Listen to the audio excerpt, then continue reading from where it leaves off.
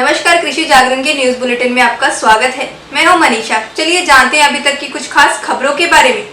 शाजापुर मंडी स्थित मृदा परीक्षण प्रयोगशाला में 7,500 नमूनों की जांच की गई, तो कई नमूनों में जिंक, सल्फर, फास्फोरस जैसे तत्वों की कमी सामने आई। इसी कमी को दूर करने के उपाय भी बताए गए। जिले में कुछ किसान उन्नत तरीके से फसल उत्पादन कर रहे हैं।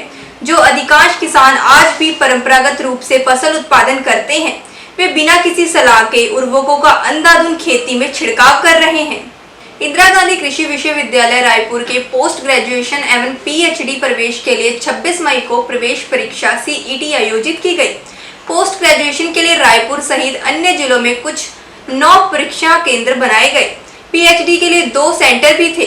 विश्वविद्यालय के शैक्षणिक प्रभारी के अनुसार इस वर्ष दोगुने अभ्यर्थियों के आवेदन आए हैं, इसलिए पीएचडी के लिए पहली बार राजनांदगांव हार्टिकल्चर कृषि कॉलेज को भी परीक्षा केंद्र बनाया गया है। भोपाल की मंडियों में उपज बेचने पर नकद राशि नहीं मिलने से परेशान किसानों के लिए एक नई व्यवस्था लागू हो गई है। 257 मंडियों में से 200 में पूरी तरह नकद भुगतान लागू कर दिया गया है, तो 57 में अभी 50,000 रुपए तक नकदी देने की व्यवस्था बरकरार है। उधर अनाज खरीदी का कारोबार करने वाली कंपनियों को एक ही पंजीयन पर पूरे प्रदेश में किसी भी मंडी से खरीदारी करने की छूट दी गई है। उन्नत किस्मों की फसलों को पॉली हाउस में लगाने के साथ साथ इन्हें कीट और रोगों से बचाने के लिए सीएफएल लगाए गए हैं। सीएफएल की रोशनी में सेवंती फूल की बेहतर पैदावार की गई है। अब दूसरे फूलों के अलावा पपीता, साग सब्जियों की पैदावार में यह तकनीक अपनाई जा रही है। कृषि वैज्ञानिकों की माने तो सीएफएल से जहां आर्द्रता पर नियंत्रण किया जा सकता है, वहीं सूक्ष्म कीटों का प्रकोप कम हो जाता है, क्योंकि सीएफएल की रोशनी से कई कीड़े मर जाते हैं। इनकी संख्या में भी बढ़ोतरी नहीं होती है।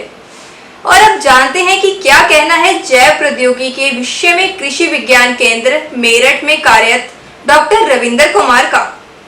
आज आपको जो कृषि में जैव प्रौद्योगिकी का योगदान है उसके बारे में थोड़ा संक्षेप में चर्चा करें। जैसा कि आप सब जानते हैं कि कृषि के ऊपर जो रिसर्च शुरू से चल रही थी और हमारे वैज्ञानिकों ने, चाहे उसमें हरित क्रांति हो या दूसरे क्षेत्र हों, काफ़ी योगदान दिया है। लेकिन अब आप देख रहे हैं कि एक कृषि में ठहराव सा आ गया है, जो उपज एक निर्धारित बिंदु के ऊपर आकर थम गई है और इससे ऊपर जो है उपज का बढ़ना भी बंद हो रहा है। और जैसा आप जानते हैं कि जलवायु में परिवर्तन हो रहा है और उस जलवायु परिवर्तन में हमें तरह तरह की समस्याएं आ रही हैं। कहीं तापमान घट रहा है, कहीं तापमान बढ़ रहा है, जहाँ पहले ज़्यादा बारिश होती थी वहाँ कम हो गई।